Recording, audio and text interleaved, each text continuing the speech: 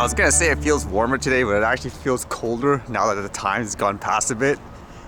And with that in mind, what's going on today? How about some, I guess, drone tech? And this one's saying this firm here in India develops the first 5G enabled drone. Defense forces to benefit. So more for what? Military uses and so forth? This was in India, and as you guys know, they basically are trying to create homegrown drone solutions versus trying to import everything. And it says startup firm IG Drones, which was born out of Veer Surendra Sai University of Technology campus in Odisha's Sambalpur, has developed a 5G enabled drone that is capable of vertical takeoff and landing. The drone, named Skyhawk, can be used in defense and medical applications, among other sectors. The drone can carry a 10-kilogram payload and has an endurance of around 5 hours. So not just for military application, I guess, at the same time, not for recreational use, by the sounds of it. And it says it is IP67 rated and can be controlled via a combination of NAV-IC plus GPS navigational satellites, which remain connected in the upper range of 50 to 60 in case of fail-safe activation. This has been developed keeping in mind the needs of defense and medical sectors. We are making it in India with an aim to take it to the world, said Sambit Prasad Parida, the Chief Technology Officer. The drone is also capable of operating through satellites in case an internet link is not available, Parida told ANI. When it will connect several satellites, it will work with precision in medical services delivery and in defense. The drone, if operated at its peak speed, can cover almost 100 kms in 12 to 15 minutes, Parida said. Kind of makes me interested in this case where they say they want to sell it to the rest of the world, but since in India they're restricting the import of drones to be used, let's just say for commercial applications, unless it's a really specific need, will this be the same for the rest of the world where they say we don't want your drones either? It's kind of funny in that sense, where countries, they ban products from other places, yet for some reason they can still, I guess, export their products elsewhere. It'd be kind of interesting to see what happens in that case in regards to the drone space anyways.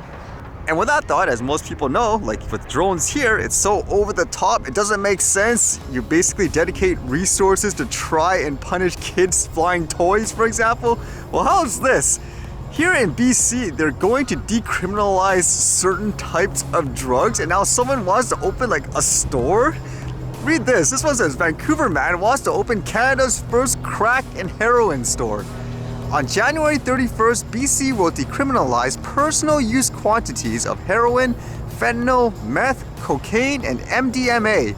Possessing less than 2.5 grams of those drugs will no longer be illegal. With only 3 weeks to go before British Columbia's decriminalization of hard drugs, a Vancouver man says he is already planning to open Canada's first store selling crack, meth, and heroin. Known as the Drug Store, it would be a retail location selling hard drugs in quantities of 2.5 grams per customer. Staff would wear bulletproof vests and face masks, not for COVID safety, but to shroud their identities. And it says here, the drugstore will provide customers with reliable access to safe tested drugs, harm reduction supplies such as unused sterile needles, pipes, etc., and education information, reads a business plan provided to a reporter for Vice News. Not included in the report was where the business's inventory would come from. While Vancouver recently became home to clinics that will prescribe medical-grade opioids to drug users, there was no mention of a similar arrangement for the drugstore. Now, from reading this too, they say even though it's decriminalized, you can't just sell this like at a retail store, but he's doing it anyways to see if they will even arrest him. And it writes, but as Martin told Vice, getting arrested for the drugstore is part of the point. Should the store be busted, his goal would be to mount a charter challenge against the federal prohibition on hard drugs.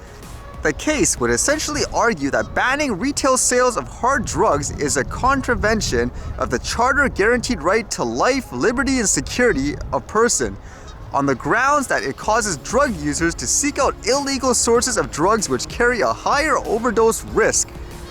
Kind of an interesting way to think about it too.